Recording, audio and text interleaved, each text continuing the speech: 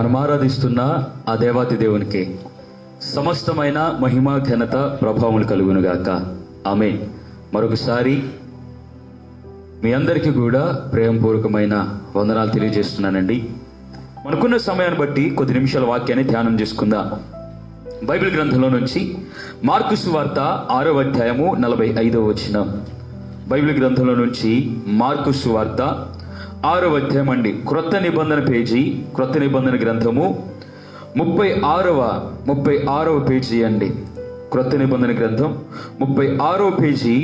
అలాగే మార్కు సువార్త 6వ అధ్యాయం 45వ వచనం నుండి చదువుతున్నాను. ఆయన జన సమూహమును పంపివేయనంతలో దోణి ఎక్కి అద్దరినున్న బేత్సయిదాకు ముందుగా వెళ్ళుడని ఆయన తన శిష్యులను వెంటనే బలవంతము చేసెను. ఆయన వారిని వీడు కొలిపి ప్రార్థన చేయుటకు కొండకు వెళ్ళాను. సాయంకాలం అయినప్పుడు ఆ దోణి సముద్రము మధ్య ఉండెను. ఆయన ఒంటరిగా మెట్టనుండెను. అప్పుడు వారికి గాలి ఎదురైనందున దోణి నడిపించుటలో వారు మిక్కిలి కష్టపడుచుండగా ఆయన చూచి రాత్రి ఇంచుమించు 4వ జామున సముద్రము మీద నడుచుచు వారి యొద్దకు వచ్చి వారిని దాటిపోవలనని ఉండెను. ఆయన సముద్రము మీద నడుచుట వారు చూచి భూతమని తలంచి కేకలు వేసిరి. అందరూ ఆయనను చూచి తొందరపడగా వెంటనే ఆయన వారిని పలుకరించి ధైర్యము తెచ్చుకొనుడి, నేనే, భయపడుకుడని చెప్పాను. తరువాత ఆయన దోణి ఎక్కి వారి యొద్దకు వచ్చినప్పుడు గాలి అణిగెను. అందుకు వారు తమలో తాము మిక్కిలి విభ్రాంతి నొందిరి. అయినను వారి హృదయము కఠినమాయను గనుక వారు రొట్టెలను గూర్చిన సంగతి గ్రహింపలేదు. వాక్యాన్నిచ్చిన దేవునికే మహిమ కలుగును గాక. ఆమేన్. ఇక్కడ ఈ మాటలో మనం గమనిస్తే జరిగిన సందర్భం ఒక 2 మాటలు చెప్తానండి. యేసు ప్రభు వారు 5 రొట్టెలు 2 చిన్న చేపల్ని అక్కడ 5,000 మందికి పైగా పంచిపెట్టిన తరువాత యేసయ్య ఒక మాట అంటారు. అబ్బాయ్, ఇదిగో బాప్తిస్మిచ్చి యోహాను చనిపోయిన తర్వాత కార్యక్రమం మీరు చేశారు, అక్కడ సువార్త మీరు చెప్పారు, అయితే మీరు అలసట తీర్చుకోవటానికి ఇటు వచ్చాను కానీ ఇక్కడ జనులు రావటం వలన వారు కాపర్లేని వారుగా కనబడి నేను కలత పడటం వలన వారికి సువార్త చెప్పాను. సరే, ఇప్పుడు ఆ టైం అయిపోయింది కాబట్టి మీరు ఆ దోణిలో ఎక్కి మీరు ఆ అద్దరికి వెళ్ళండి, నేను తర్వాత వస్తాను అని యేసయ్య ప్రార్థన చేసుకుంటానికి వెళ్ళారు. వీరు దోణిలో ఉన్న శిష్యులు నడి సముద్రం దగ్గరికి వచ్చేసరికి గాలి తుఫాను వలన భయపడిపోతున్నారు. అప్పుడు యేసయ్య నడుచుకుంటూ వస్తాడు నీళ్ళ మీద. భూతమని భయపడతారు కానీ యేసయ్య ఒక మాట అంటారు, ధైర్యం తెచ్చుకొనుడి, నేనే, మీరు భయపడొద్దు అని చెప్పిన వెంటనే వారు ఏదో ఆలోచనలు పడతారు కానీ యేసయ్య దోణిలో ఎక్కిన వెంటనే గాలి తుఫాను అలుగుతుంది. ఈ సంఘటన చూసిన వీళ్ళు భయభ్రాంతులకు గురవుతారు కానీ భయం పడిపోతారు కానీ ఎప్పుడైతే ఈ కార్యాన్ని చూశారో వాళ్ళ హృదయాలు ఇంకా కఠినమైపోయాయంట. కారణం రొట్టెను గురించిన సంగతి గ్రహింపలేదు. ఈరోజు మన వాక్యంలో హైలైట్ చేసే పాయింట్లు ఏమిటంటే రొట్టెలకి తుఫానికి సంబంధం ఏమిటి, తుఫానులో వీరు చిక్కుకుంటే రొట్టెల గురించిన ప్రస్తావన ఎందుకు వచ్చింది, ఇది ఒకటి మాట్లాడదాం. అలాగే 3 విషయాల గురించి మనం మాట్లాడతాం. ఒకటి పడవ గురించి, దోణి. రెండవది ఆ మధ్యలో నడి సముద్రంలో ఎదుర్కొన్న పోరాటం గురించి. మూడవది రొట్టె గురించి, బోట్, బ్రెడ్, అలాగే బ్యాటిల్. ఒకటి బోట్, పడవ. రెండవది బ్యాటిల్, పోరాటం. మూడవది బ్రెడ్, రొట్టె. బైబిల్ గ్రంథంలో ఆది కాండం నుంచి ప్రకటన గ్రంథం వరకు కూడా 2,930కి పైగా క్యారెక్టర్స్ ఉన్నాయండి. కొన్ని ట్రాన్స్లేషన్స్ లో అయితే 3,300 దాదాపు క్యారెక్టర్స్ మనకు కనబడతాయి. అయితే బైబిల్ గ్రంథంలో ఉన్న ఏ క్యారెక్టర్ కూడా ప్రపంచాన్ని తిరగరాయలేదు కానీ ఒకే ఒక క్యారెక్టర్, ఒకే ఒక వ్యక్తిత్వం, ఒకే ఒక మనస్తత్వం, ఒకే ఒక ప్రవర్తన ఈ ప్రపంచం యొక్క చరిత్రనే తిరగరాసింది. ఆ క్యారెక్టరే మనం సేవిస్తున్న యేసు ప్రభువారు. హల్లెలూయా. అయితేనండి ప్రపంచంలో దాదాపుగా గతించిన 50 సంవత్సరాల క్రితం సర్వే ప్రకారంగా చూస్తే 3 లక్షల మంది నేనే దేవుని అని చెప్పుకున్నారు. అంతెందుకు గతించిన ఈ 5 సంవత్సరాల్లో కూడా, గతించిన 50 సంవత్సరాల్లో కూడా చాలా మంది కూడా దాదాపుగా 11,000 మంది నేనే దేవునని ప్రకటించుకున్నారు. బాధాకరం ఏమిటంటే నేనే దేవునని చెప్పుకునే మనుషులంతా కూడా గుండెపోటు వచ్చో, హార్ట్ అటాక్ వల్ల, లేకపోతే హార్ట్ ఫెయిల్యూర్ అయిపోయో, వాల్వ్స్ ట్రబుల్ వచ్చో, లేకపోతే కిడ్నీ ఫెయిల్యూర్ అయిపోయో, రకరకాల వ్యాధుల బారిన పడి చనిపోయారు. కానీ మనము సేవిస్తున్న ఈ యేసు ప్రభు వారు మాత్రం రోగాన బారిన పడలేదు, కానీ రోగులను సైతం స్వస్థపరుస్తా, మరణానికి అతను దిగినప్పటికీ మరణాన్ని జయించి మరణపు ముళ్ళును విరిచి విజయ వీరునిగా తిరిగి లేచిన నాటి నుండి నేటి వరకు ఎన్నటికీ కూడా సజీవునిగా ఉన్న దేవుడు మనం ఆరాధిస్తున్న యేసు ప్రభు వారిని చెప్పటం నేను ఎంతగానో సంతోషిస్తున్నాను. అయితే ఈ యేసు ప్రభు వారికి శిష్యులకు మధ్య జరిగిన ఈ సందర్భం నుంచి 3 విషయాల్ని మనం ప్రత్యేకంగా మాట్లాడుకుందాం. నెంబర్ 1 బోట్, పడవ. నెంబర్ 2 బ్యాటిల్, పోరాటం. నెంబర్ 3 బ్రెడ్, రొట్టె. మొట్టమొదటిగా పడవ గురించి మాట్లాడుకుందామండి. ఈ పడవలో చాలా క్లుప్తంగానే వివరిస్తాను, చాలా శ్రద్ధగా విని వాక్యంలో బలపడే ప్రయత్నం చేద్దాం. పడవ గురించి మనం ధ్యానం చేసుకుంటే, తోనేంటి పాస్టర్ గారు, పడవ అంటే ఏమిటి అని అనుకుంటున్నారేమో. చాలా జాగ్రత్తగా విందాం. ఇక్కడ యేసు ప్రభు వారు నీళ్ళ మీద నడుచుకుంటూ వస్తున్నారు. గాలి తుఫాన్లు చిక్కుబడిపోయిన ఈ తోణిలో ఉన్న 12 మంది శిష్యులు కూడా ఇబ్బంది పడుతున్నారు, కంట్రోల్ చేయలేకపోతున్నారు అన్నమాట. అయితే ఆ పడవలో యేసయ్యని అప్పగింపబోతున్న ఇస్కరియోతు యూదా ఉన్నాడు. చాలా జాగ్రత్త వినాలి. ఇదే తోణిలో యేసయ్యని అప్పగింపబోతున్న ఇస్కరియోతు యూదా ఉన్నాడు. ఇదే తోణిలో పేతురు గారు, సంఘానికి పునాదిగా పిలువబడిన పేతురు గారు ఉన్నారు. ఇదే తోణిలో ప్రకటన గ్రంథాన్నే మనకు అందించిన ఆ యోహాను సువార్తను కూడా రచించిన యోహాను భక్తుడు ఉన్నారు. ట్యాక్స్ కలెక్టర్ గా ఉన్న మత్తయి ఉన్నాడు. ఇలాగా 12 మంది శిష్యులు రకరకాలైన వ్యక్తిత్వాలు కలిగిన వారు, రకరకాలైన మనస్తత్వాలు కలిగిన వారు, రకరకాలైన ఆలోచన విధానాలు కలిగిన వారు, రకరకాలైన బిహేవియర్స్ కలిగిన వారు, వీరంతా కూడా ఒకే దోణిలో ఉన్నారు. They are all in the same boat. వారందరూ కూడా ఒకే దోణిలో ఉన్నారు. ప్రియమైన సహోదరి సహోదరులారా, ఈరోజు నీవు నేను మనమంతా ఒకే దోణిలో ఉన్నాం. ఈ 2020 అనే ఒకే ధ్వనిలో ఉన్నాం. పెద్ద చిన్న అనే భేదం లేదు. ఆత్మీయత హెచ్చు లేకపోతే తగ్గుదల అనే ఎటువంటి భేదము లేదు. లేకపోతే రంగు భేదం లేదు, కుల భేదం లేదు, మత భేదం లేదు. ప్రతి ఒక్క వ్యక్తి కూడా ఒకే ధోనిలో ఉన్నారు. ఆ ధోనిలో కూడా శిష్యుల్లో రకరకాలైన వ్యక్తిత్వాలు, రకరకాలైన ఆత్మీయతలు అదే ధోనిలో ఉన్నారు. ఈ రోజు ఈ యొక్క మెసేజ్ని వింటున్న, ఈ వాక్య ధ్యానాన్ని స్వీకరిస్తున్న మీలో కూడా, మనలో కూడా ఆత్మీయతలో గొప్పవారు ఉన్నారు. ఇప్పుడిప్పుడే ఆత్మీయతలోనికి అడుగు పెడుతున్న వారు ఉన్నారు. స్థాయిలో ఎక్కువ వారు ఉన్నారు, తక్కువ వారు ఉన్నారు. జ్ఞానంలో ఎక్కువ వారు ఉన్నారు, తక్కువ వారు ఉన్నారు. దేవుణ్ణి ఆరాధించేవారు ఉన్నారు, దేవుని నామంలో నామకార్థ క్రైస్తవులుగా ఉన్నవారు ఉన్నారు. ఒకటని కాదు, రెండని కాదు, ప్రతి ఒక్క రకమైన తరహా వ్యక్తులు ఈ యొక్క లోకంలో ఉన్నారు. ఈ లోకం అనే ధోనిలో ఉన్నారు. ఈ 2020 అనే ధోనిలో ఉన్నారు. ప్రతి ఒక్కరు కూడా ఈ రోజు అనే ధోనిలో ఉన్నారు. అయితేనండి, ఎందుకు దేవుడు మనల్ని ఉంచాడు? మామూలుగా ప్రాక్టికల్గానే మాట్లాడదాం. కరోనా వైరస్ వచ్చినప్పటికీ, ఈ వైరస్లో అనేక మంది చనిపోయినప్పటికీ, ఎందుకు దేవుడు మనల్ని ఇంకా ప్రాణాలతో ఈ ధోనిలో ఉంచాడు? ఎందుకు ఈ పడవలో 2020 అని పడవలో ఉంచి 2021కి అని ఒడ్డుకి చేర్చడానికి ఎందుకు దేవుడు సిద్ధంగా ఉన్నాడు అనేది మనం జ్ఞాపకం చేసుకుంటే చాలా జాగ్రత్తగా విందాం. దేవుడు బైబిల్ గ్రంథాలు ఆయా సందర్భాన్ని గమనిస్తే దేవుడు విలువైన వారిని ధోనిలో ఉంచాడు. దేవునికి స్తోత్రం చెప్తారా? హల్లెలూయా.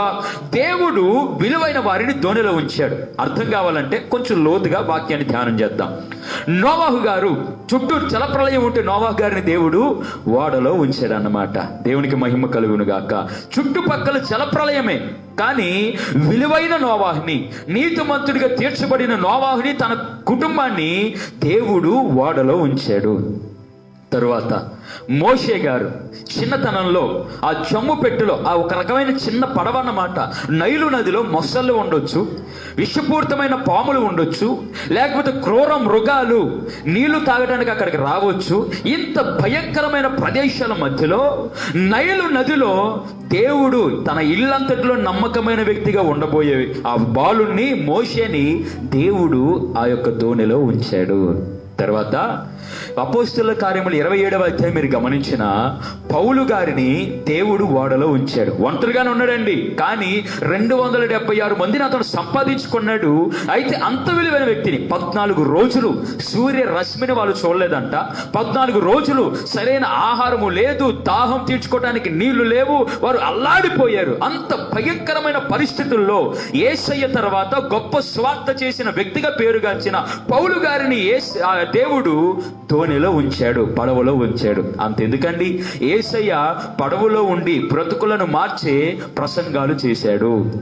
యేసయ్య పడవలో వల పిగిలిపోయేటంతగా అద్భుతాలు చేశాడు. యేసయ్య పడవలో తన శిష్యులను కొంతమందిని దేవుడు పిలుచుకున్నాడు, ఏర్పాటు చేసుకున్నాడు. దేవుడు విలువైన వాటిని దోణిలో ఉంచాడు. ఈ రోజు దేవుడు నిన్ను ఈ యొక్క లైవ్ లో ఉంచడానికి, దేవుడి సన్నిధిని అనుభవించడానికి, 2020 అనే ఈ దోణిలో ఉంచడానికి కారణం నీవు దేవునికి విలువైన వ్యక్తివి. నీవే అనుకుంటున్నావు నా స్థాయి తక్కువ, నీవనుకుంటున్నావు నా విలువ తక్కువ, నీవనుకుంటున్నావు నా జీవితం చిన్నది అని. లేదు బిడ్డ, దేవుని దృష్టిలో నీవు విలువైన వ్యక్తివి. ఇంకా చెప్పాలంటే నీవనుకుంటున్న దానికంటే నీవు ఇంకా విలువైన వాడివి. నీవు ఊహించిన దానికంటే నీవు ఇంకా విలువైన వ్యక్తివి. అది నువ్వు తెలుసుకోవాలి. ఇక్కడ దేవుడు విలువైన వారిని దోణిలో ఉంచాడు. అలాగే శిష్యులను కూడా ప్రపంచ చరిత్రని సువార్త పథంలో ముందుకు సాగించే శిష్యులను కూడా, విలువైన వారిని, అపోస్తలుల్ని దేవుడు యేసయ్య దోణిలో ఉంచాడు. They are all in the same boat. వారందరూ కూడా ఒకే పడవలో ఉన్నారు. సరే, అయితే మొట్టమొదటిగా దోణి గురించి మనం మాట్లాడుకున్నాం. ఏమిటది? విలువైన వారిని దేవుడు దోణిలో ఉంచుతాడు. ఈ రోజు అనే దోణిలో, ఈ 2020 అనే దోణిలో దేవుడు నిన్ను ఇంకా ప్రాణాలతో ఉంచడానికి కారణం నువ్వు దేవునికి విలువైన వ్యక్తివి. ఇక రెండవదిగా బ్యాటిల్. ఈ బ్యాటిల్ గురించి కొంచెం ఎక్కువ మాట్లాడుకుందాం. కారణం ఏంటో ముందుగానే చెప్తాను. చాలా ప్రసంగాలు కూడా ఎలాగ విడుదల పొందాలో చెప్తాయి. అవి తప్ప నేను చెప్పను, అవి కావాలి, మనకి అవసరం. ఎలాగ విడుదల పొందాలి? పాపం నుంచి కానీ, బాధ నుంచి కానీ, సమస్య నుంచి కానీ, శోధన నుంచి కానీ, సాతాను తంత్రాల నుంచి కానీ ఎలాగ విడుదల పొందాలి, ఎలాగ రక్షణ పొందాలి అనే ప్రసంగాలు ఎక్కువగా ఉంటాయి. తప్పు కాదు, అవి మనకు అవసరం. అయితే కొన్ని ప్రసంగాలు చాలా తక్కువ, శ్రమ వచ్చినప్పుడు ఎలా పోరాడాలి అని కలిగిన ప్రసంగాలు చాలా తక్కువ. అందుకే నేను ఈ పోరాటం గురించి ఎక్కువసేపు కొంచెం మాట్లాడదాం అనుకుంటున్నాను. పోరాటం వచ్చినప్పుడు ఎలాగ మనం ఉండాలి, మన బిహేవియర్ ఎలా ఉండాలి, పోరాడుతున్నప్పుడు మనం ఫేస్ చేయవలసిన విషయాలు ఏమిటి, పోరాటంలో ఎలా గెలుపొందాలి, అసలు ఎందుకు దేవుడు పోరాటంలోనికి మనల్ని అనుమతిస్తాడు అనే విషయాన్ని కూడా మనం జ్ఞాపకం చేసుకుందాం. బ్యాటిల్, పోరాటం. మనిషి జీవితం పోరాటంతో ప్రారంభమవుతుంది. మనిషి జీవితంలో ఎన్నో పోరాటాలు ఎదుర్కొంటూ ఉంటాడు. అయితే దేవుడు కావాలని కొన్నిసార్లు పోరాటాలకు అప్పచెప్తాడు. అంతెందుకండి, చాలా ప్రాక్టికల్గా ఆలోచిద్దాం. యేసయ్య శిష్యులను దోణిలో ఉంచాడు. దోణిలోనికి ఎక్కించిన దేవుడు దోణి సముద్రం మధ్య భాగానికి వెళ్ళేసరికి గాలి తుఫాను వస్తుందని యేసయ్యకి తెలియదా? ప్రకృతినే శాసించేవాడు కదా, ప్రకృతిని అణచేవాడు కదా, ప్రకృతిని కంట్రోల్లో ఉంచేవాడు కదా, అతను తెలియదా? తెలుసు. తెలిసినా ఎందుకు గాలి తుఫానుకు అప్పగించాడు? ఏమండి, ఎక్కడో ఉండి పలికితే మరెక్కడో ఉన్న వారికి స్వస్థత కలగలేదా? ఖచ్చితంగా కలిగింది. ఎక్కడో ఉండి పలిగితే మరెక్కడో ఉన్న వ్యక్తి లేచి కూర్చోలేదా? చనిపోయిన వారు జరిగాయి. మరి ఎందుకు ఇక్కడ ఉండి దేవుడు పలికినా అక్కడ గాలి తుఫాన్ అణిగిపోద్ది కదా, మరి ఎందుకు కావాలనే గాలి తుఫాను మధ్యలో శిష్యులను ఉంచాడు? పోరాటానికి దేవుడు ఎందుకు అప్పగించాడు? ప్రియమైన సహోదరి సహోదరులారా, క్రీస్తుని నీవు ఆరాధిస్తున్నా, దేవుని బిడ్డగా ఉన్నా లేకపోయినా నీ జీవితంలో కొన్ని పోరాటాలు ఉన్నాయి. నీ ఒప్పుకున్నా ఒప్పుకోకపోయినా ఇది సత్యం. కొంతమందికి ఆరోగ్యం ఒక పోరాటంగా ఉంటుంది, కొంతమందికి జాబ్ సంపాదించుకోవటం ఒక పోరాటంగా ఉంటుంది, మరి కొంతమందికి కుటుంబంలో ఏ గొడవ లేకుండా శాంతి సమాధానాలతో ఉండటం ఒక పోరాటంగా ఉంటుంది. భార్య పొందుకోవాల్సిన ప్రేమను పొందుకోలేని కుటుంబాలు ఉన్నాయండి, భర్త పొందుకోవాల్సిన ప్రేమను పొందుకోలేని కుటుంబాలు ఉన్నాయి, బిడ్డలు పొందుకోవాల్సిన ప్రేమను పొందుకోలేని కుటుంబాలు ఉన్నాయి, రకరకాలైన పోరాటాల మధ్య నలిగిపోతున్న కుటుంబాలు ఉన్నాయి. ఈరోజు నీవు ఆర్థికమైన పోరాటంలో ఉన్నా, దానికి ఏ పేరైనా పెట్టుకో, నీవు పోరాటంలో ఉన్నావు. మరి ఎందుకయ్యా దేవుడు పోరాటానికి అప్పగిస్తాడు అని మనం జ్ఞాపకం చేసుకుంటే, తిమోతికి రాసిన పత్రిక అండి.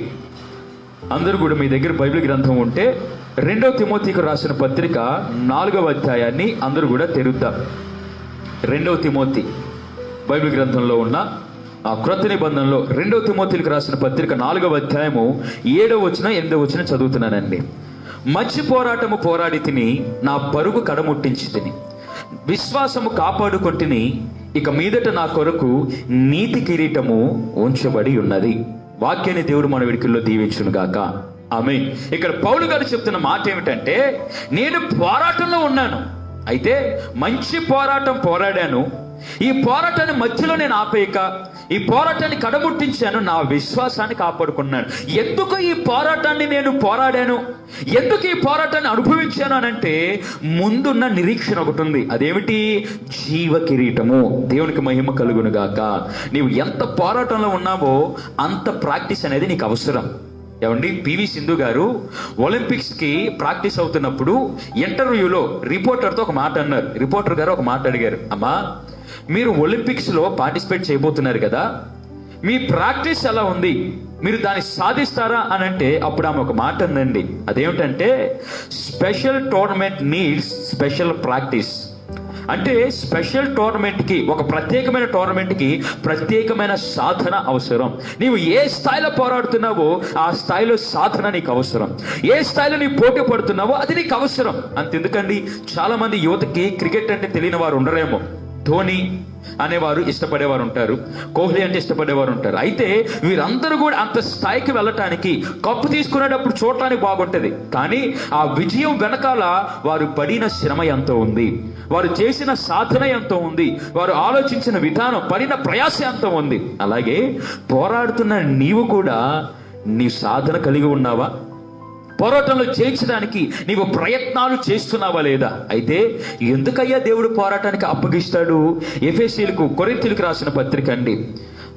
ఇవన్నీ చదివించడానికి రైట్ టైం మనకి చాలదు, కానీ నేనే వివరిస్తాను. 1 కొరింథీయులకు రాసిన పత్రిక 10వ అధ్యాయం 13వ వచనం మీరు గమనిస్తే అక్కడ పౌలు గారు ఒక మాట అంటారు, ఇదిగో దేవుడు మనిషి సహించగలిగినంత శోధన తప్ప మరి ఎక్కువగా శోధింపనీయడు. అంత మాత్రమే కాకుండా 1+1 ఆఫర్ అన్నట్టుగా దేవుడు శోధనతో పాటుగా శోధన నుండి తప్పించుకునే మార్గాన్ని కూడా దేవుడు మనకు అనుగ్రహిస్తాడు. ఎందుకు శోధన అనంటే యోబు గారిని అడుగుదాం. యోబు గారు చాలా స్పష్టంగా చెప్తారు, ఏమిటంటే శోధించబడిన మీదట నేను సువర్ణంగా మారతాను, శోధించబడిన మీదట నేను సువర్ణంగా మారుతాను. బైబిల్ గ్రంథంలో మరొక మాట ఉందండి. యాకోబు పత్రిక 1వ అధ్యాయంలో మీరు గమనిస్తే యాకోబు పత్రికలో ఆ మాటను కూడా ఆఖరిగా నేను చదివి మరికొంత లోతైన ధ్యానంలోకి మనం వెళ్దాం. యాకోబు పత్రిక 1వ అధ్యాయము 2వ వచనం నుండి, నా సహోదరులారా, మీ విశ్వాసమునకు కలుగు పరీక్ష ఓర్పును పుట్టించినని ఎరిగి మీరు నానా విధములైన శోధనలలో పడినప్పుడు అది మహానందమని ఎంచుకొనుడి. మీరు సంపూర్ణులను అనూనాంగులను ఏ విషయంలోనైనా కొదువులేని వారునై ఉండునట్లు ఓర్పు తన క్రియను కొనసాగి పనియుడి. వాక్యాన్నిచ్చిన దేవునికి మహిమ కలుగును గాక. ఆమేన్. ఈ శోధన అనేది మహానందమని ఎంచుకొనడి. కారణం ఏమిటంటే శోధనకు ప్రతిగా దేవుడు రెట్టింపు ఘనతను తీసుకురాబోతున్నాడు. ఈ నిరీక్షణ సిగ్గుపరచకుండా దేవుడు కార్యం జరిగించును గాక. ఆమేన్. కానీ మనమే కొన్నిసార్లు తప్పిపోతా ఉంటాం, విశ్వాసంలో తప్పిపోతా ఉంటాం. ఒక విషయం చెప్తున్నా వినండి. ఒకసారి అంట ఒక బాబు చేపలు పట్టడానికి వాళ్ళ తండ్రిని పంపించాడు. అయితే వాళ్ళ తండ్రికి చేపలు పట్టడం రాదు. అయితే తన ఫ్రెండ్ని తీసుకుని వెళ్ళి చేపలు పట్టే వ్యక్తిని తీసుకుని వెళ్ళాడు. అంటే 2 వ్యక్తులు వెళ్ళారు. ఒకరికేమో చేపలు పట్టడం వచ్చు, మరొకరికేమో చేపలు పట్టడం రాదు. వీరిద్దరు కూడా వెళ్ళారు, కాలువకి వెళ్ళారు. ఒక పెద్ద కాలువ దగ్గరికి వెళ్ళి అక్కడ గాలానికి ఎర్ర పెట్టారు, వేస్తూ ఉన్నారు. విచిత్రం ఏమిటంటే చేపలు పట్టడం వచ్చిన వ్యక్తికి చేపలు పడట్లా, చేపలు పట్టడం రాని వ్యక్తికి పెద్ద చేప పడింది. హ్యాపీగా ఫీల్ అయ్యి ఆ చేపను తీసి మరలా చెరువులో వేసాడు. చేపలు పట్టడం వచ్చిన వ్యక్తికి ఆశ్చర్యం వేస్తుంది, వీడేమిటి చేపలు పట్టడం రాదంటున్నాడు, చేపలు పట్టాడు, మరి ఏంటి మరలా కాలువలో వదిలేస్తున్నాడు అని అనుకున్నాడు. అరగంట అయిపోయింది, అరగంట తర్వాత కూడా చేపలు పట్టే వ్యక్తికి చేపలు రావట్లా, చేపలు పట్టని వ్యక్తికి చేపలు పడతానే ఉన్నాయి. కానీ ఆ పెద్ద చేపలను తీసుకొని చెరువులో వేసేస్తా ఉన్నాడు, కాలువలో వేసేస్తా ఉన్నాడు. గంట, 2 గంటలు, 3 గంటలు అయిపోయిందండి. 3 గంటల చేపలు పట్టడం వచ్చిన వ్యక్తి ఒక్క చేప పల్ల, చేపలు పట్టడం రాని వ్యక్తికి పెద్ద పెద్ద చేపలు పడుతున్నా అతను తీసి కాలువలో పడేస్తున్నాడు. ఇక వీడికి చిరాకు వచ్చేసి, ఒక రకమైన ఆందోళన వచ్చేసి, ఎందుకు ఇలా చేస్తున్నాడు అనే ఆ ఆలోచనతో వెంటనాడుతున్నా, ఒరే బుద్ధి ఉందా లేదా నీకు? అంత పెద్ద చేపలు పడుతుంటే నీవు వాటిని దాచుకోక ఎందుకు కాలంలో పడేస్తున్నావు? చేపలు పడక నేను అల్లాడిపోతా ఉంటే ఎందుకు అలా చేస్తున్నావు అని అంటే అతను అన్నాడు, ఒరే నాకు చేపలు పట్టడం రాదు కదా, అందుకే నేను చిన్న బుట్ట తీసుకొచ్చారా, కానీ చేపలు ఎంత పెద్దవి పడుతున్నాయి, అవి బుట్టలో పట్టవు కదా, అందుకే పట్టే చేపలు వస్తాయి అని చెప్పి దాన్ని కాలంలో వదిలేశారా అని అన్నాడంట. ఈ మాటను వింటే మీకు కొంచెం సిల్లిగా అనిపించవచ్చేమో కానీ ఇది సత్యం. ఎందుకంటే ఇతను చేపలు పట్టలేమోనని చిన్న బుట్టను తీసుకెళ్ళాడు. అంతే, అతని విశ్వాసం ప్రారంభంలోనే అర్థమైపోతుంది. విశ్వాసం ఉన్నవాడైతే పెద్ద తీసుకువెళ్తాడు, కానీ విశ్వాసం లేనివాడు కాబట్టి చిన్న తీసుకెళ్ళాడు. ప్రియమైన బిడ్డ, ఈరోజు దేవుడి కార్యాలు పొందుకోవటానికి నీలో విశ్వాసం ఎంత ఉంది? నీవు పోరాటంలో నెగ్గటానికి నీలో విశ్వాసం ఎంత ఉంది? పోరాటంలో గెలవాలి అని ప్రతి ఒక్కరు కూడా కోరుకుంటారు. పోరాటంలో విజేతలుగా ఉండాలని ప్రతి ఒక్కరు కూడా ప్రయత్నాలు చేస్తూనే ఉంటారు. కానీ నీ మీద నీకే నమ్మకం లేనప్పుడు, నీ మీద నీకే విశ్వాసం లేనప్పుడు, నీవు నమ్ముకుంటున్న దేవుడి మీదే నీకు సరైన విశ్వాసం లేనప్పుడు నీవు ఎలా క్రైస్తవునిగా విజయాన్ని సాధిస్తావు? దేవుడు శిష్యులని పోరాటంలోనికి నెట్టాడు. అయితే ఆ పోరాటంలో వారు చాలా చాలా బాధపడిపోతున్నారు. కానీ ఒక మాట గమనించండి, ఈ మార్కు సువార్తలో ఆ ప్రస్తావన లేదు, కానీ మత్తయి సువార్తలో ఒక ప్రస్తావన ఉంది. మత్తయి గారు ఆ మాటను ప్రస్తావించారు. అదేమిటంటే, ఈ యేసయ్య నీళ్ళ మీద నడుచుకుంటూ వస్తున్నప్పుడు పేతురు అడుగుతాడు అన్నమాట, అయ్యా నన్ను కూడా నీ దగ్గర తీసుకువెళ్తావా, నన్ను కూడా నీళ్ళ దగ్గర నడిపిస్తావా, నీళ్ళ మీద రా అన్నాడు. పేతురు కొంత దూరం వెళ్ళాడు, గాలి తుఫాను చూసి మునిగిపోతూ ఉంటే మరలా యేసయ్య రక్షించాల్సి వచ్చింది. యేసయ్య దోణులు కాలు పెడితేనే గాని అది నిమ్మలపరచబడలేదంట. అంటే దీనికి అర్థం ఏంటో తెలుసా? పేతురు గారు దుడుకు స్వభావి. పేతురు గారు ఎప్పుడు కూడా పోరాటంలో నుండి తప్పించుకునే వ్యక్తి. అమ్మా ఇదిగో అయ్యా, నీవు పోరాటంలో ఉన్నప్పుడు యేసయ్యకి ప్రార్థన చేస్తున్నావు, యేసయ్య గొప్ప అద్భుతం చేసి పోరాటాన్ని తీసేసే అని నువ్వు ప్రార్థన చేస్తున్నావు. అలా చేయకూడదు, అలా చేయకూడదు. పోరాటాన్ని జయించే శక్తిని నాకు, పోరాటంలో విజేతగా నిలబడే ధన్యత నాకు అని ప్రార్థించాలి. పేతురు పోరాటం నుండి తప్పించుకునే స్వభావం అండి. స్వభావం ఎలాగో చెప్పమంటారా? ఇక్కడ దోణులు వీరందరూ పోరాడుతూ ఉంటే యేసయ్య దగ్గరికి వెళ్ళిపోతే వీడితో పోరాడే ప్రయత్నం నాకు ఉండదు. ఈ గాలి తుఫానా అణిగేలాగా లేదు, ఈ బోట్ చూస్తేనేమో మునిగిపోయేలాగుంది, ఎలాగైనా నా ప్రాణాలు రక్షించుకోవాలి, ఈ పోరాటం నుండి బయటపడాలని చెప్పి యేసయ్య దగ్గరికి నన్ను కూడా నడిపిస్తా, నీ దగ్గరికి చేర్చుకుంటావా? నీ దగ్గరికి వస్తే ఈ పోరాడే పని నాకు ఉండదు కదా, చచ్చిపోతానేమోనని భయం నాకు ఉండదు కదా. ఎంత దారుణంగా ఆలోచించాడు చూసారా? యేసయ్య దగ్గరికి పోరాటాన్ని తప్పించుకోవడానికి ప్రయత్నం చేశాడండి. ఈ ఒక్కసారే కాదండి, యేసయ్య శిలువ మరణం దగ్గర ఆ పోరాటంలో కూడా పేతురు గారు లేరు, యోహాను గారు ఉన్నారు. కానీ గెత్సెమనే తోటలో మలుకనే వాడి చెవి నరికేశారు, కానీ అంటే చెవును కోసాడు, కానీ యేసయ్యని ఎప్పుడైతే బంధించారో పారిపోయాడు. ఆ పోరాటంలో కూడా లేదు. ఆ పోరాటం నుండి పేతురు గారు పారిపోయాడు. ఆఖరికి చిన్నపిల్లతో పోరాడలేకపోయాడండి. చలిమంట కాసుకునే దగ్గర ఉంటే చిన్నపిల్ల వచ్చి నువ్వు కూడా యేసయ్యతో తిరిగేవాడివే కదా అని అంటే ఆ పోరాటంలో కూడా గెలవలేదు. నేను యేసయ్యకి సంబంధించిన వాడిని కాదు అని అన్నాడు. ఏమ్మా, నీవు బైబిల్ పట్టుకొని మందిరానికి వెళ్ళాలంటే ఆ పోరాటంలో గెలవలేకపోతున్నావా? ఎవరేమనుకుంటారోనని ప్రార్థన చేస్తే ఎవరేమనుకుంటారోనని ఆ పోరాటంలో కూడా గెలవలేకపోతున్నావా? చిన్న చిన్న పోరాటాలు గెలవలేని నీవు నీ జీవితంలో ఎదుర్కొన్న పోరాటాలు ఏం గెలుస్తావు? ఈరోజు దేవుడి వాక్యలేఖనాల ద్వారా సెలవిస్తున్నాడు, కావాలని నేను పోరాటంలో ఉంచడానికి కారణం ఏమిటంటే నేను సువర్ణమయంగా మార్చడానికి. హల్లెలూయా.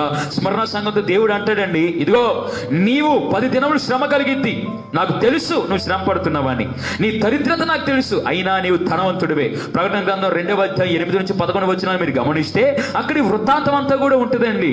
అక్కడ అంటాడు యేసయ్య, సాక్షాత్తు చెప్తాడు, నీ శ్రమ దరిద్రత తెలుసు, అయినా ధనవంతుడివే. అయినప్పటికీ సాతాను మిమ్మల్ని శోధించినట్లుగా చెరలో వేయించబోతున్నాడు.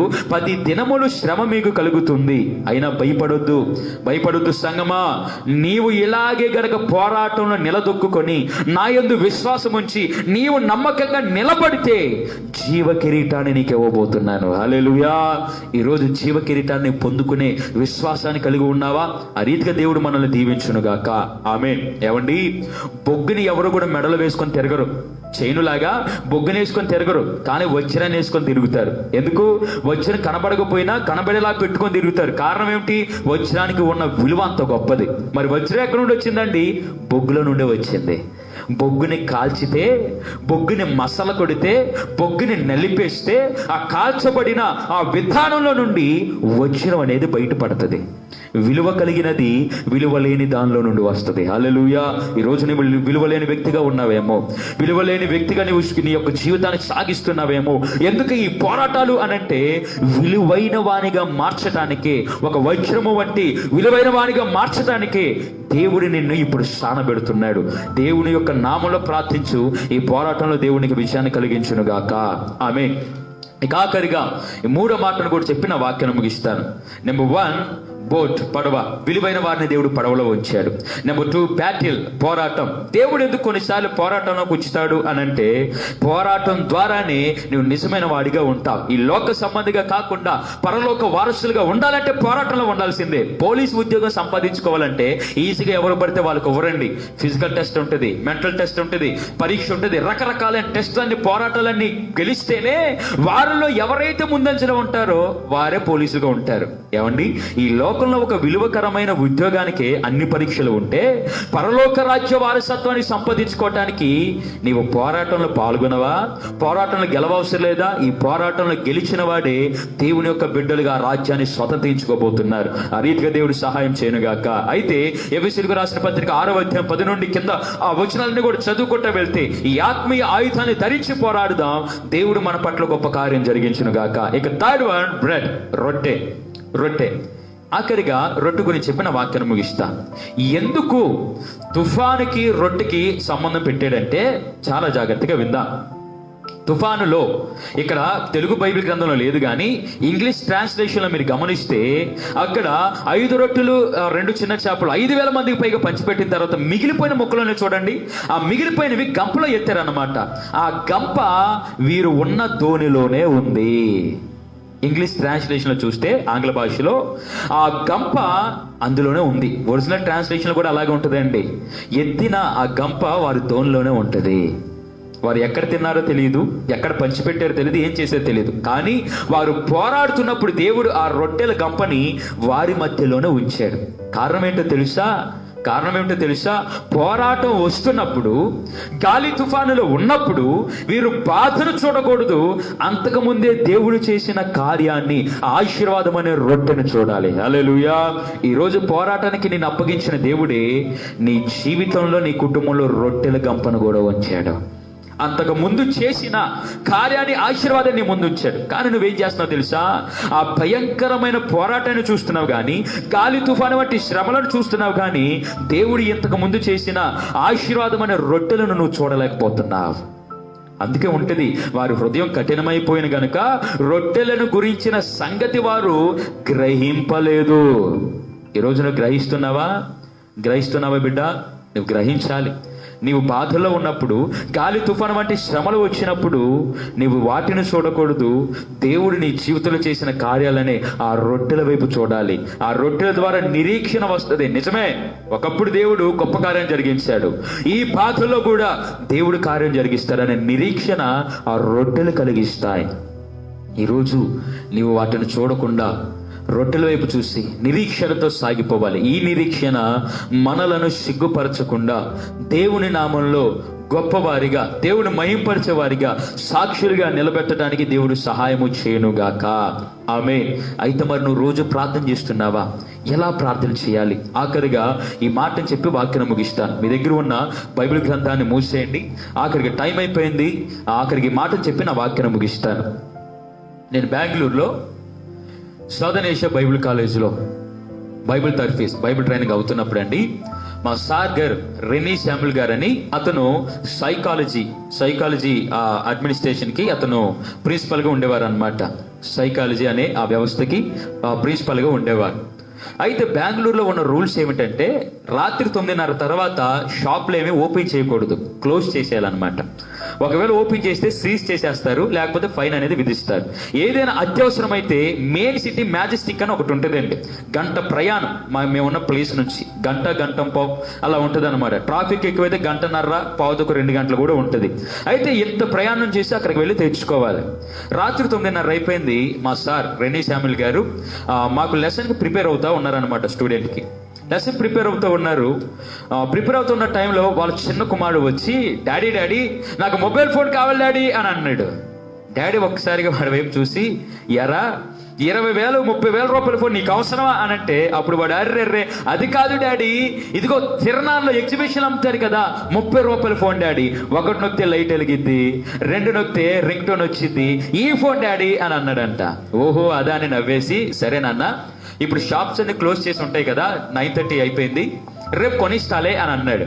ఈ బుడ్డోడు వినకుండా ఈ కుర్రోడు మారం చేస్తా ఉన్నాడు. లేదు డాడీ నాకు కావాల్సిందే అని అంటే, ఒరే నేను లెసన్ ప్రిపేర్ అవుతున్నాను అన్న, మరి త్వరగా పడుకోవాలి, పొద్దున్నే లేచి ప్రార్థన చేసుకోవాలి, రేపు కొనిస్తాను కదా అని అంటే, లేదు డాడీ నాకు ఇప్పుడే కావాలి. రైట్, నోరు మూసుకో.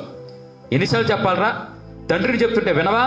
బుద్ధుందా లేదా? రేపు కొనిస్తానా లేదా అని గద్దించాడు. ఈ కొడుక్కి బాధ అనిపించింది. ఎప్పుడు స్కూల్ నుండి వస్తే ఎత్తుకొని ముద్దు పెట్టే నాన్న, ఎప్పుడు కూడా కౌగులించుకొని నాకు కథలు చెప్పి నన్ను ఆడించే నాన్న ఇలా గద్దించాడేమిటి అని గద్దించేసరికి కన్నీరు వచ్చి ఆపుకోలేక ఏడ్చేస్తా పక్కనే సోఫా సెట్ ఉంటే అక్కడికి వెళ్ళి ఆనుకొని 2-3 కన్నీళ్లు విడిచి అలాగే తండ్రి వైపు దిగాలుగా చూస్తా ఉన్నాడంట. టైం 10 గంటలు అయిపోయింది రాత్రి. తండ్రికేమో అక్కడ లెసన్ ప్రిపేర్ అయిపోయింది, అంత కంప్లీట్ అయిపోయింది. ఇక రూమ్కి వెళ్ళే టైంలో కొడుకుని చూశాడు. ఎంతైనా కన్న కొడుకు, కన్న ప్రేమ తట్టుకోలేకపోతున్నాడు. వెళ్ళి కొడుకు దగ్గరికి, కొడుకుని దగ్గర తీసుకొని అంటున్నాడు, నాన్న చెప్పింది వినాలి కదమ్మా, బైబిల్ గ్రంథం ఏం చెప్తుంది? తల్లిదండ్రులు సన్మానించమని ఉంది, వారి మాటకి విధేయులే ఉండండి అని ఉంది. మరి నువ్వు నా మాటకి వినాలి కదా, నువ్వు దేవుని బిడ్డవే కదా, నువ్వు దేవుని వాక్యంతోనే పెరుగుతున్నావు కదా, ఏంటమ్మా నువ్వు వినకపోతే ఎలా అనంటే, అప్పుడు ఆ కొడుకు ఒక మాట అన్నాడండి. ఆ మాట వినటం ఆలస్యం, తండ్రి గుండె కరిగిపోయింది. వెంటనే కారు వేసుకొని 1:30 ప్రయాణం చేసి మ్యాజెస్టిక్ అనే సిటీకి వెళ్ళి 8-9 ఫోన్లు కొని అటువంటివి తీసుకొచ్చి కొడుకుని ఆడిస్తున్నాడంట. ఇంతకీ ఆ తండ్రి యొక్క కన్నీళ్ళకి కారణం ఏమిటి? ఇంతకా కొడుకు ఏ మాట అన్నాడు తెలుసా? ఏమన్నాడంటే, నాన్న నువ్వు కాకపోతే నాకెవరిస్తారు నాన్న, నిన్ను కాకపోతే నేను ఎవరిని అడుగుతాను నాన్న. ఈ ఒక్క మాట తండ్రి గుండెని కరిగించింది. నిజమే బిడ్డ, నా కొడుకు నన్ను కాకపోతే ఎవరిని అడుగుతారు, నా కొడుక్కి అవసరమైంది నేను కాకపోతే ఎవరు ఇస్తారు? ఆ ఆలోచన తండ్రి గుండెని కరిగించేసింది.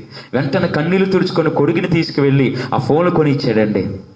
ప్రియమైన సహోదరి సహోదరుడా, ఈ వాక్యాన్ని వింటున్న నీతో కూడా నేను చెప్పే మాట ఒకటే, ప్రార్థన చేయటం ఎలా అను సతమతం అవుతున్నావేమో, ఏమవసరంలా, నీవు చేయవలసిన విన్నపాలు ఈ మాటను జోడించు. యేసు నాన్న నిన్ను కాకపోతే ఎవరిని అడుగుతాను నాన్న, నీవు కాకపోతే నేను అడిగింది ఎవరిస్తారు నాన్న. ఈ ఒక్క మాట మన తండ్రి గుండెని కరిగించబోతుంది. కాబట్టి ప్రియమైన బిడ్డ, ఈరోజు నీవు ఏ అవసరతలో ఉన్నా, ఏ పోరాటంలో ఉన్నా, ఏ విషయంలో బాధను కలిగి ఉన్నా, కొంతకాలంగా ప్రార్థన చేస్తున్న కార్యాలు జరగట్లేదేంటి అనే ఆలోచనతో నీవు ఉన్నా, ఒక రకమైన తీర్మానం తీసుకొని ఉపవాస ప్రార్థన చేస్తున్నా, ఏ ఆనవాలు నీకు కనబడకపోయినా, ఈ వాక్యం ద్వారా దేవుడు సెలవిస్తున్నాడు.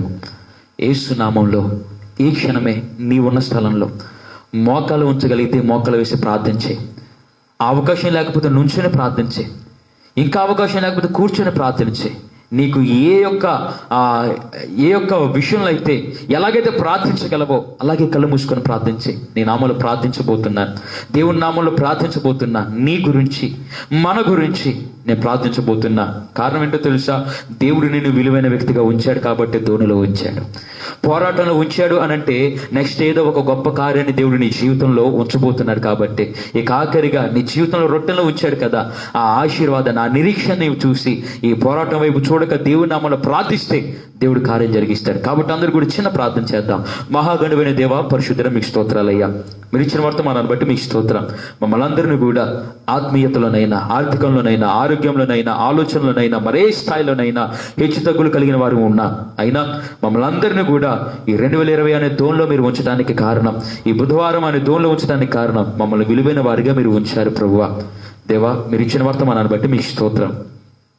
ఈ యొక్క వాక్యాన్ని కానీ దేవా, ఈ యొక్క లైవ్ కార్యక్రమాన్ని వీక్షిస్తున్న వీరందరూ కూడా ఎవరైతే పోరాటంలో ఉన్నారు, ఎవరైతే జరగబోతున్న కార్యాల విషయంలో భారంతో ప్రార్థిస్తున్నారు, మీరు నాకు ఇచ్చిన అధికారం బట్టి ప్రార్థిస్తున్నా. యేసు నామములో మీరు వారిని దర్శించండి ప్రభువా. యేసు నాన్న, మీరు కాకపోతే ఎవరు ఇస్తారు మాకు? మిమ్మల్ని కాకపోతే ఎవరిని అడగలం? దేవా, మీరు కరుణించండి. దేవా, మీరు అడిగినది పొందుకునే కృపను మాకు దయచేయండి ప్రభువా. మీరు మహిమ పొంది దేవా, వీరి చేతి పనుల్ని మీరు దీవించి, ఆరోగ్య పరిస్థితుల్లో మీరు కార్యం జరిగించి, ఆయురారోగ్యాన్ని దీర్ఘాన్ని మీరు కలిగించి, మీరు మహిమ పొంది అనుకున్న కార్యాలు నెరవేర్పు పొందడానికి సహాయం చేయండి దేవా. మరి ముఖ్యంగా ఏ కార్యాలైతే జరగాలని ప్రార్థిస్తున్నారో మీ చిత్తానుసారంగా అవి నెరవేర్పు పొందడానికి కోరిక యావత్తుని సఫలపరిచి మీరు మహిమ పొందమని కోరుతున్నా. ప్రతి ఒక్కరు తోడుండి మీ కృపతో నింపి మీరు మహిమ పొంది ఆశీర్వదించుదురుగాక. ఆమేన్, ఆమేన్, ఆమేన్. మీ అందరికి ప్రభు పేట ప్రత్యేకమైన వందనాలండి. మరొకసారి